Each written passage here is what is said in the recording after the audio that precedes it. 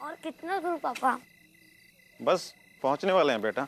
तुम्हें कुछ याद है बचपन में आकर तुम इसी गलियों में घुमा करते थे, दादा दादी के कंधों पे खिला करते थे। तुम्हारे दादा दादी भी तुम्हें देखने के लिए बहुत उत्सुक हैं, वेट कर रहे हैं तुम्हारा। वैसे यहाँ कोई है क्यों नहीं? बेटा शहर में लोग लेट सोते हैं और गांव में खा पी कर जल्दी सो जाते हैं। ये रहा तुम्हारे दादा दादी का घर। बेटा रिशु, अरे संभल के।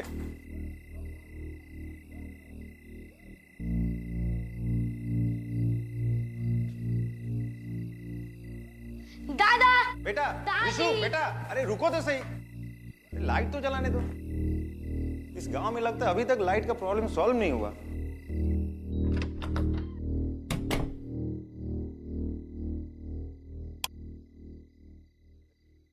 नमस्ते मम्मी पापा। आप लोगों ने तो मुझे डरा ही दिया था। कैसे हैं आप लोग? और सुबह से आप लोगों का फोन लगा रहा था, क्यों नहीं उठा रहे हो? मुझसे नाराज हो क्या? क्या हुआ? आप लोग कुछ बोल क्यों नहीं रहे हो? आप लोग से मिलने रिशु भी आया है। पापा!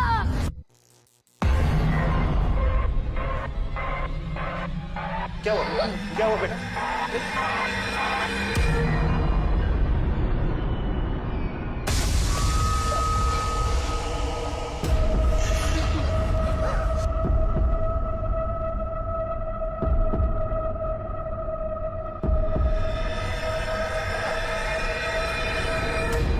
पापा! पापा! क्या हुआ पापा आपको? पापा उठो ना प्लीज। पापा! पापा उठो ना। पापा उठो ना। पापा उठो ना पापा। पापा उठो ना प्लीज पापा।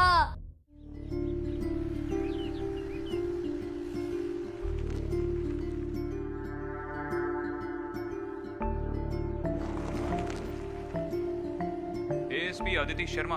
अच्छा बताओ, ऐसी कोई किताब बनी है जिससे तुम्हें जाना जा सके? क्यों? ऐसा क्यों बोल रहे हो? नहीं, कभी कभी हीरो की तरह गुंडों से लड़ पड़ती हो। सारे भूत प्रेत दोस्त थे तुम्हारे। अपने डैड का फोन आते ही बच्चों की तरह उछल पड़ती हो। और कभी कभी गुमसुम रहकर किसी सोच में रहती हो। वैसे फिलहाल क्या सोच रही हो? कुछ नहीं। वैसे आप मेरी पर्सनल लाइफ में इतना इंटरेस्ट क्यों ले रहे हैं एसीपी साहब? अरे इतने दिनों से एक साथ काम कर रहे हैं, इतने सारे केसेस एक साथ सॉल्व किए हैं। एक बार तो तुमने मेरी जान भी बचाई है। अब अपने कलीग के बारे में थोड़ी बहुत पर्सनल इंफॉर्मेशन रखने का हक तो बनता है। अच्छा, इससे पहले जो कलीग थी उसके बारे में सब पता होता था? इससे पहले सिर्फ एक ही कलीग थी मेरी, उसे ठीक तरह से जान नहीं पाया। शिवानी। एक अच्छी ऑफिसर को वनराज ने मार दिया और मैं कुछ नहीं कर सका। विक्रांत, खुद को दोष देना बंद करो। जो भी हुआ उसमें तुम्हारी कोई गलती नहीं थी। वनराज खुलेआम घूम रहा है, उससे बड़ी क्या गलती हो सकती है? विक्रांत, मुझे खुद से ज्यादा तुम पर भरोसा है कि तुम वनराज को ढूंढ ही लोगे।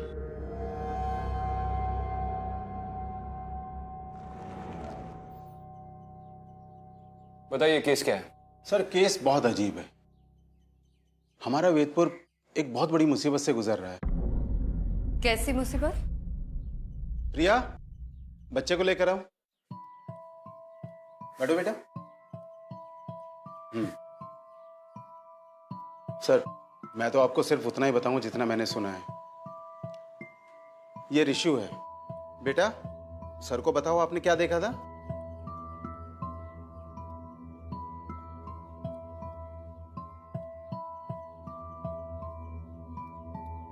रिशु, तुम्हें हमसे डरने की जरूरत नहीं है। हम यहाँ पे तुम्हारी मदद के लिए आए हैं। बताओ क्या देखा था तुमने? पापा, पापा को मार दिया। अदिति, ये इस वक्त बहुत शॉक में है। इस वक्त इससे बात करना मुनासिब नहीं है। कांस्टेबल, लेकर जाओ। जाओ बेटा। आप ही बता दीजिए, आपने क्या सुना है? सर, ये सुबह हमें पुलिस स्टेशन के बाहर मिला था। इसके पापा और इसके दादा दादी की डेथ बॉडीज घर से मिली थी। आपने आसपास के लोगों से पूछताछ की थी? जी मैम, हमने बात की थी। वो लोग भी वही बात कर रहे थे जो पूरा वेदपुर कर रहा है। क्या? एक ये रात को यहाँ पर रोने की आवाजें आती हैं और सर वो आवाजें पूरे वेदपुर को अपनी चपेट में ले रही हैं। रोने की आवाजें कहाँ से आती है? हर जगह से सर। विक्रांत, आई थिंक हमें रिशु के दादा दादी के घर जाके एक बार देखना चाहिए। ठीक है, इसके घर का एड्रेस दे दीजिए।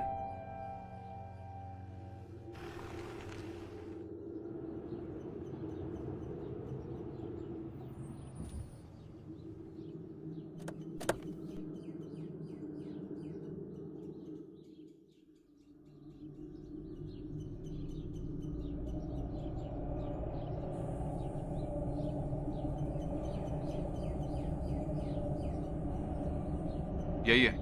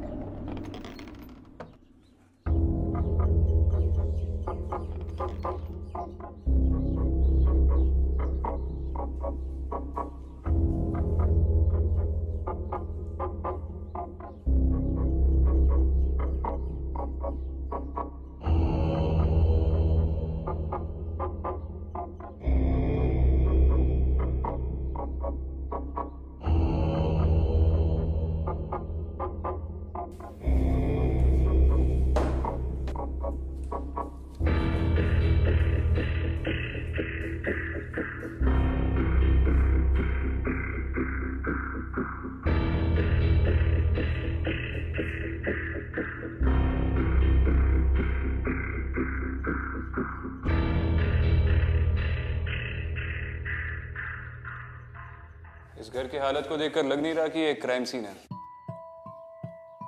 चिंतन और उसके माँ बाप की मौत नॉर्मल सर्कमस्टेंसेस में हुई थी ना? हाँ, दोनों का दिल धड़कना बंद हो गया था और चिंतन की मौत शॉक लगने से हुई थी। आपकी वजह से?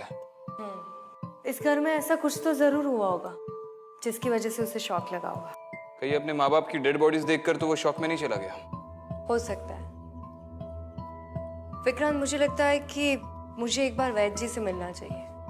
पिछली बार भी उन्होंने मेरी मदद की थी, इस बार भी वो हमारी मदद जरूर करेंगे। ठीक है।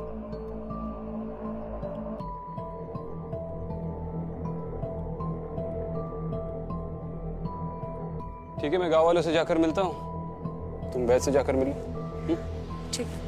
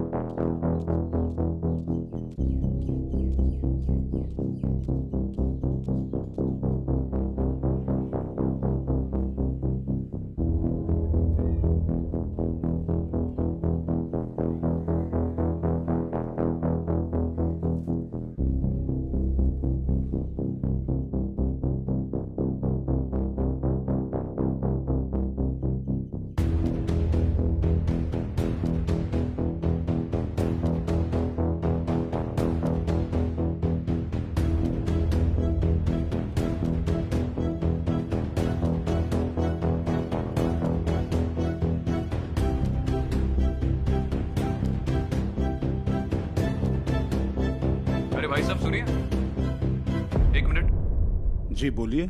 मैं विक्रांत सिंघल, मुंबई पुलिस एसीपी। आपसे चिंतन के बारे में थोड़ी बात करनी है। जी बताइए। आप जानते हैं चिंतन को? उस रात को उसके परिवार के साथ क्या हुआ था? आपने कुछ देखा या सुना? जी नहीं, हमें कुछ नहीं पता। आपको हर रात को यहाँ किसी के रोने की आवाजें आती हैं? केवल मुझे ही नहीं बल्कि पूरे गांव को ये आवाजें सुनाई देती हैं। कब से शुरू हुआ ये सब, ये आवाजें? पिछले कुछ दिनों से सर। लोग डर के मारे रात को अपने अपने घरों में छिप जाते हैं। वो तो दिख रहा है। ये चिंतन के माँ बाप क्या करते थे? मंदिर के बाहर उनकी एक दुकान थी। इस पूरे गांव के लोग मंदिर के आसपास ही काम करते हैं। बहुत ही पवित्र जगह है ये सर, लेकिन अब लगता है जैसे जैसे किसी शैतान का साया पड़ गया हो यहाँ पे। आप चिंतन के परिवार को अच्छी तरह से जानते हैं। जी एक छोटी सी मदद कर सकते हैं उसके परिवार की? जी, कुछ भी। चिंतन का बेटा है ऋषु, बहुत डरा हुआ है। ऐसी हालत में उसका पुलिस चौकी पे रहना मुनासिब नहीं है। आपके घर में रहेगा तो परिवार की तरह महसूस करेगा। और हम तो है ही, आपको किसी भी चीज की जरूरत पड़ेगी तो बेशक कॉल कर सकते हैं। जी ठीक है। शुक्रिया। मैं रात को ऋषु को लेकर आऊंगा। वैद्य जी,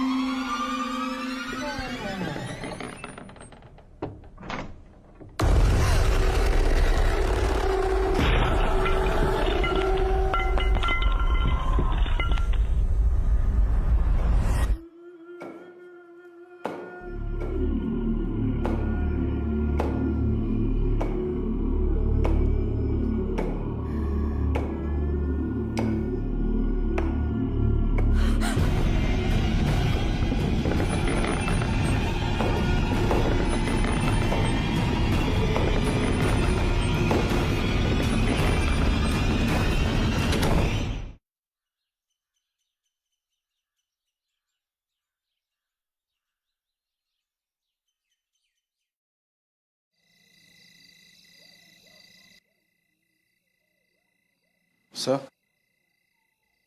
6 बज गए हैं सर, हम लोग जा रहे हैं। ऋषु का ध्यान रखना सर। कृष्णकांत, तो हर रोज 6 बजे के बाद आप अपनी ड्यूटी से ऑफ लेते हैं?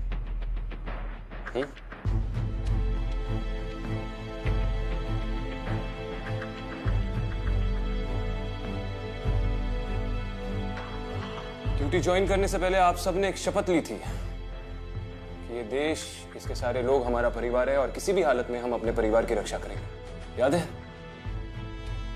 और जब वेदपुर को आपकी सबसे ज्यादा जरूरत है तो आप भीगी बिल्ली की तरह 6 बजे के बाद अपने घर में घुसकर चुप रहे। अगर 9 से 6 की ड्यूटी करनी थी तो कोई और ड्यूटी कर लेते, पुलिस में क्यों भर्ती हुए?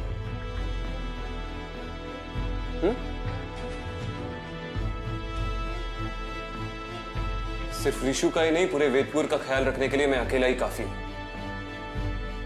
और एक बात याद रखिए, भूत, प्रेत, पिशाच, आत्मा या कोई भी बुरी शक्ति इंसान की हिम्मत और उसके जज्बे से बढ़कर नहीं होती। दफा हो जाइए।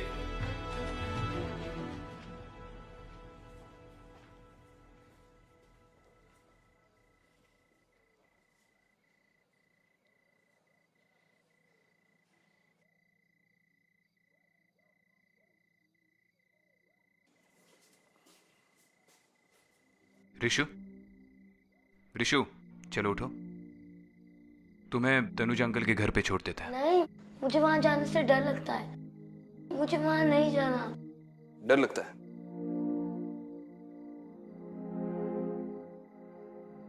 अच्छा मुझे बताओ, तुम्हारा फेवरेट सुपर हीरो कौन है? सुपरमैन। सुपरमैन। ऋषु, बचपन में एक बार मैं साइकिल चलाते चलाते गिर गया था। तब से साइकिल चलाने का खौफ मेरे जहन में बैठ गया, मेरे दिमाग में बैठ गया। मुझे बहुत डर लगने लगा साइकिल चलाने से। तो मैंने अपने बाबूजी से जाकर कह दिया कि इसके बाद मैं दोबारा कभी साइकिल नहीं चलाऊंगा। तो उन्होंने मुझसे कहा कि बेटा, अगर जिंदगी में आगे बढ़ना है, कुछ बड़ा बनना है, तो जिस चीज से तुम्हें सबसे ज्यादा डर लगे, सुबह उठकर सबसे पहले वही चीज करो। और उस साल स्कूल की साइकिलिंग कंपटीशन में मैं फर्स्ट आया। तो अब तुम भी मत डरो। ये देखो, इस पर्ची पर मैंने अपना फोन नंबर लिख दिया है, ये अपने पास रखो। अगर तुम्हें वहां पर कोई भी प्रॉब्लम आए तो मुझे फोन कर देना, मैं सुपर हीरो की स्पीड से वहां पर पहुंच जाऊंगा, ठीक है?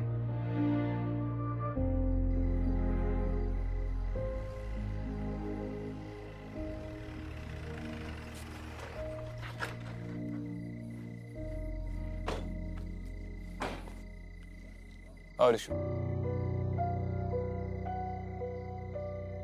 ख्याल रखना, बच्चा बहुत डरा हुआ है। घर में अगर हंसी मजाक का माहौल रख पाओ तो इसके लिए अच्छा होगा। आप परेशान मत होइए सर, मैं ऋषु का अच्छे से ख्याल रखूंगा, आपको शिकायत का मौका नहीं दूंगा। धन्यवाद। चलो मिलते हैं।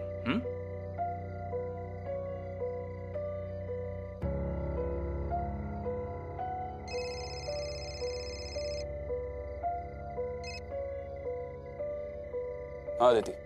कहाँ हो विक्रांत? ये ऋषि को छोड़ने आया था, बस निकल ही रहा हूँ, मिलते हैं।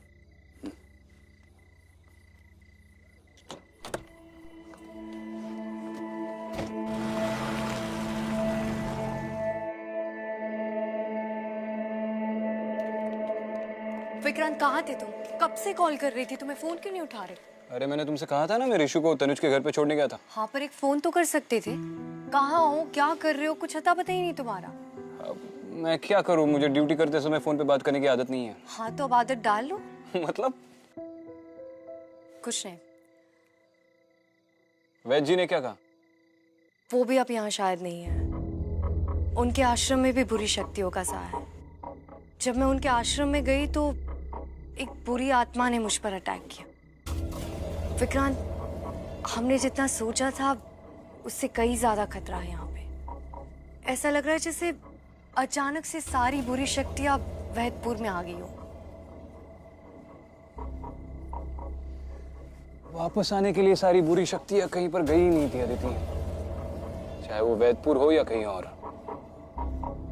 जहां जहां अच्छाई होती है वहां पर बुराई होती ही है। आज तक हमने जितने भी केसेस सॉल्व किए, शुरू में हमें काफी दिक्कतें आई है, लेकिन हमारे अंदर की अच्छाई ने हमेशा हमें उन्हें सुलझाने की मदद की है। बेटा पता है, मैं और तुम्हारे पापा सारा दिन खेतों में घुमा करते थे, मंदिर से चुराकर प्रसाद खाते थे और पड़ोसी के खेत से आम, खूब मस्ती करते थे।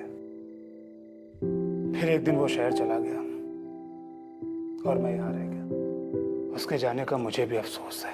मेरी मम्मी चली गई भगवान के पास और अब मेरे पापा भी चले गए। बेटा हम है ना तुम्हारे पास। और तू बिल्कुल उदास मत, ठीक है? कल सुबह होते ही मैं तुम्हें पूरा वेदपुर घुमाऊंगा। आप कल की छोड़िए, मैं अभी इसके लिए कपड़े देती हूँ, फिर आराम से सो जाना, थक गया है। और तुम मोबाइल पे गेम खेलोगे? ये लो।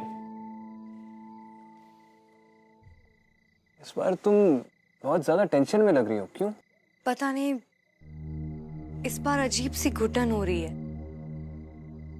ऐसा लग रहा है जैसे कुछ मुझसे दूर जाने वाला है। विक्रांत, कहीं इन सब के पीछे वनराज तो नहीं है? वनराज होगा तो वनराज मरेगा। जिस तरह समय की इकाई, समय का सिलसिला अटूट है, अंतहीन है, उसी तरह बुराई और अच्छाई की लड़ाई भी अंतहीन है। उसका कोई निश्चित अंत नहीं। मगर हर युग में जीत अच्छाई की ही होती है। अब अगर रावण को मारना है तो राम तो बनना होगा। पर विक्रांत, अगर तुम्हें कुछ हो गया तो क्या शहीद सिपाहियों की तस्वीरों में लेट विक्रांत सिंघल की तस्वीर लग जाएगी और तुम उसके सामने खड़ी रह के सल्यूट करना? विक्रांत, मैं मजाक नहीं कर रही।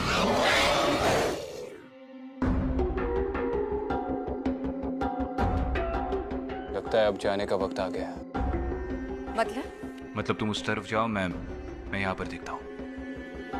विक्रांत, अपना ध्यान रखना। तुम भी।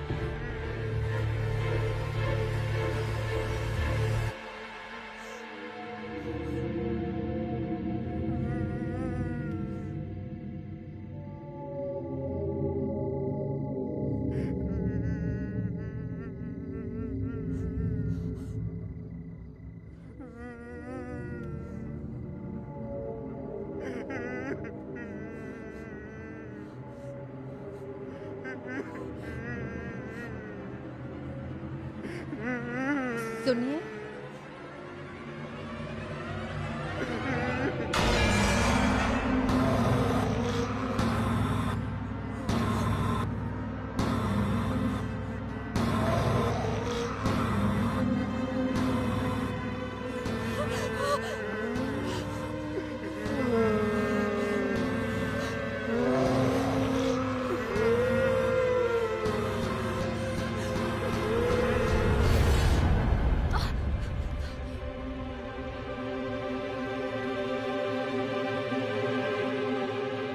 बच्ची आप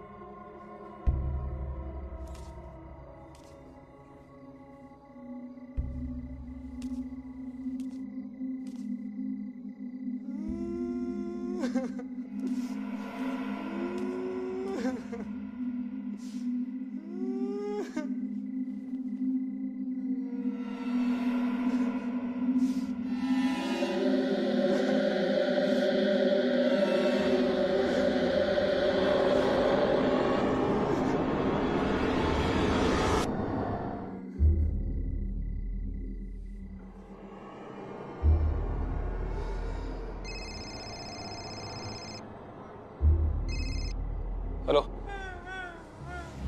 हेलो ऋषु, हेलो,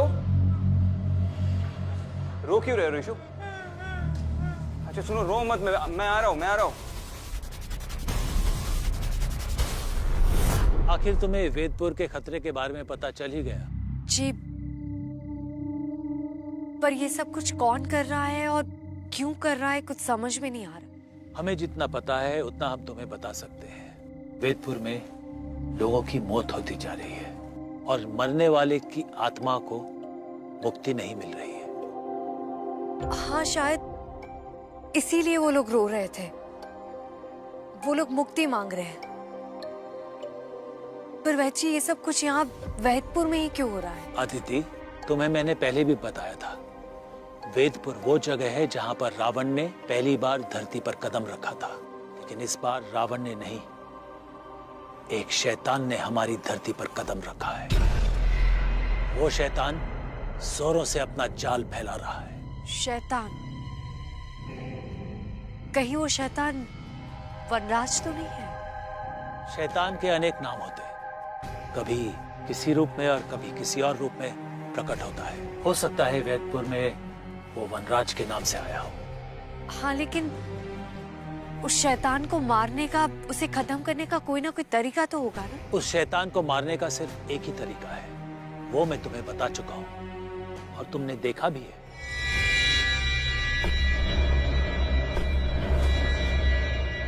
वो 4 निशान। पर वैची, वो 4 निशान से वनराज को मारना? अदिति, मैंने तुम्हें बताया था ना, 4 नहीं 5। पुराने ग्रंथों में भी लिखा है और भूतकाल के शास्त्रों में भी यही लिखा है। मैंने पढ़ा है और हर एक निशान का अपना मतलब होता है। पहले निशान का प्रतीक शक्ति है, दूसरे निशान का प्रतीक ऊर्जा, तीसरे का प्रतीक है बुद्धि, चौथे का प्रतीक है सर्वश्रेष्ठ और आखिरी निशान इस ब्रह्मांड का प्रतीक है। वो कहाँ पर है और कैसा दिखता है ये हम नहीं जानते। पर वैची अगर 4 निशान मिल गए हैं तो 5वां भी कहीं ना कहीं होगा। उसे ढूंढने का कोई तरीका होगा, कुछ तो। हमें इसके बारे में ज्यादा तो नहीं पता है, लेकिन हाँ हमने पढ़ा है कि जब भी अच्छाई और बुराई का युद्ध होगा, वो प्रतीक वहां अपने आप प्रकट हो जाएगा। ऋषु, ऋषु, तनुज, तनुज,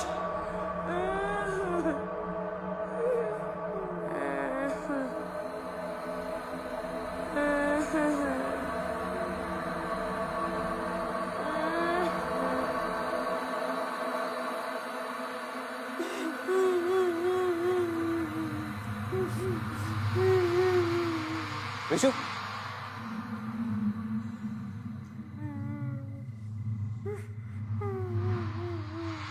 आप तनुज,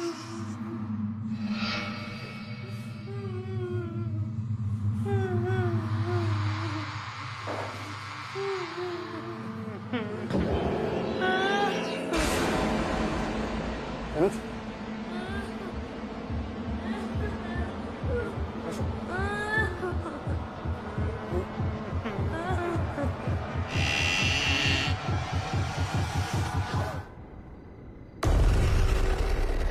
राज,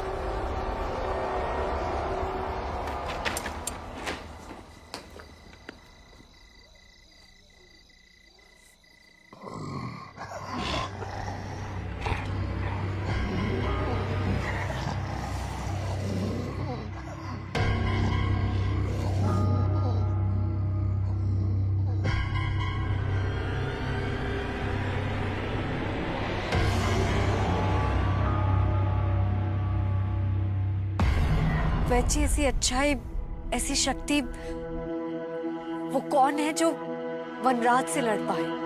वनराज से लड़ाई बहुत पुरानी है अदिति। सबसे पहले उससे लड़ने आया था सिद्धांत। सिद्धांत जोगलेकर, शिवानी का भाई। सबसे पहला निशान हमने उन्हीं की डायरी में देखा था। उसके बाद आई शिवानी, उसके बाद आई तुम, और वो विषकन्या अनन्या। और मुझे पता नहीं कि तुम ये बात जानती हो कि नहीं, तुम, सिद्धांत, उसकी बहन शिवानी और वो विषकन्या अनन्या एक ही अनाथ आश्रम से हो। रामेश्वर शिशु मंदिर।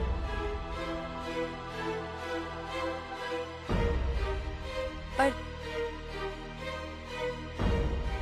आप ये बात कैसे जानते हैं? तुम्हारे जाने के बाद जब हमने वो 5वां निशान ढूंढना शुरू किया, तब हमारे सामने वो 5वां निशान नहीं आया, बल्कि तुम्हारी कहानी हमारे सामने आई। क्या? अनाथ आश्रम के जलने के बाद सिद्धांत और उसकी बहन शिवानी को एक परिवार ने गोद ले लिया था।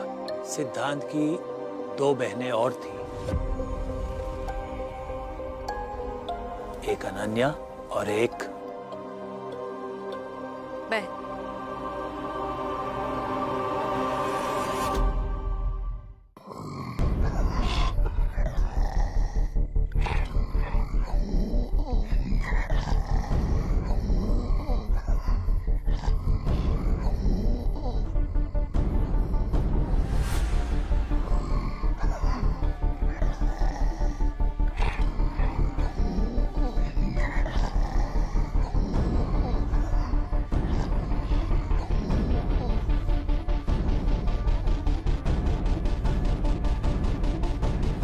लेकिन तुम सब वनराज को मारने के लिए नहीं, बल्कि वनराज को मारने वाले की सुरक्षा के लिए यहाँ आए हो। कौन है तुम? मेरा नाम अदिति है। शिवानी ने मुझे यहाँ भेजा है किसी की मदद करने।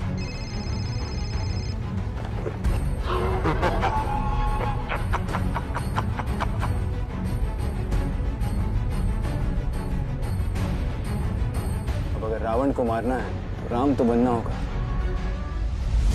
मतलब वनराज को कोई खत्म कर सकता है तो वो है विक्रांत।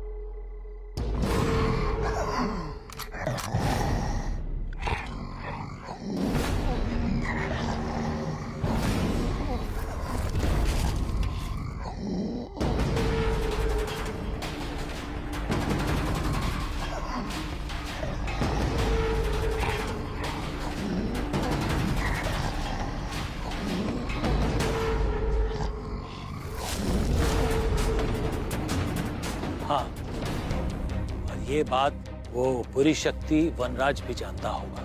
वनराज को मारना इतना आसान नहीं है अदिति। विक्रांत की जान को भी खतरा है। तुम्हें जल्द से जल्द वो 5वां चिन्ह ढूंढना पड़ेगा, क्योंकि वो 5वां चिन्ह ढूंढने के बाद दूसरी दुनिया का दरवाजा खुलेगा और इन सब आत्माओं को मुक्ति मिलेगी और तभी वनराज को मारा जाएगा।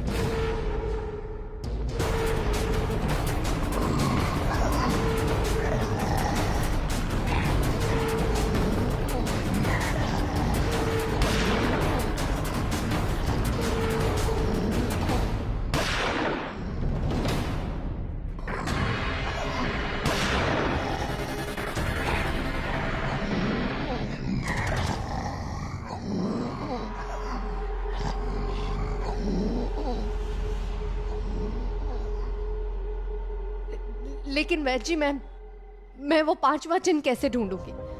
कहाँ मिलेगा वो मुझे? कोई तो तरीका होगा उसे ढूंढने का। तुम्हें बताया ना अदिति, जब भी विक्रांत और वनराज का सामना होगा वो चिन्ह अपने आप तुम्हें दिख जाएगा। पर वैद्य जी, कहीं ऐसा ना हो कि वो 5वां निशान ढूंढने से पहले मैं विक्रांत को खो नहीं सकती। अदिति, विक्रांत तुम्हारे लिए नहीं बल्कि वो बुरी शक्ति को मारने के लिए पैदा हुआ है। वनराज वैसे भी बहुत शक्तिशाली हो गया है और वो सारी दुनिया को वेदपुर के जैसे ही खत्म करना चाहता है।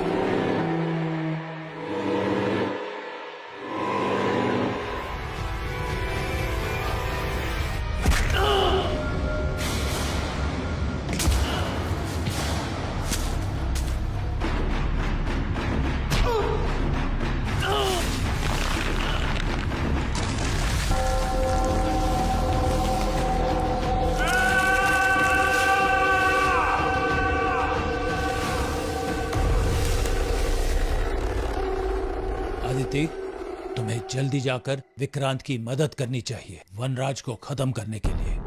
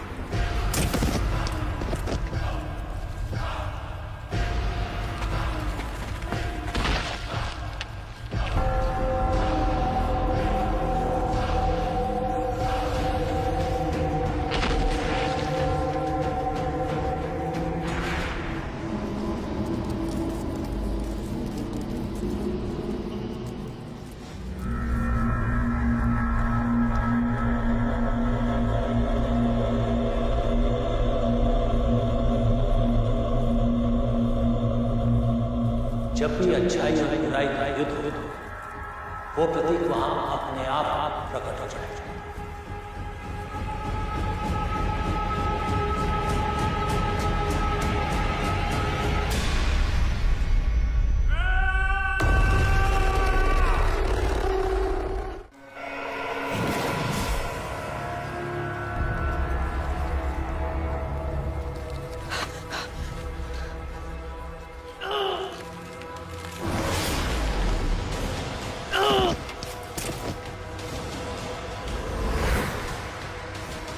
निशान प्रकट हो गए, तो पांचवा निशान भी यहीं कहीं होना चाहिए।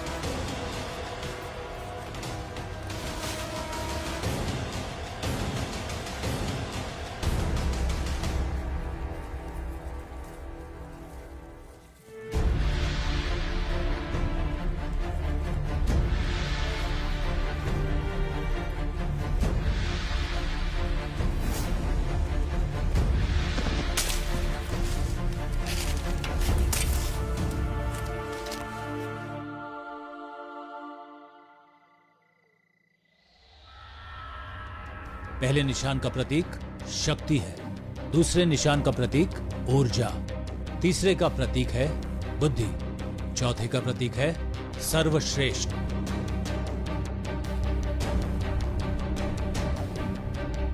और आखिरी निशान इस ब्रह्मांड का प्रतीक है।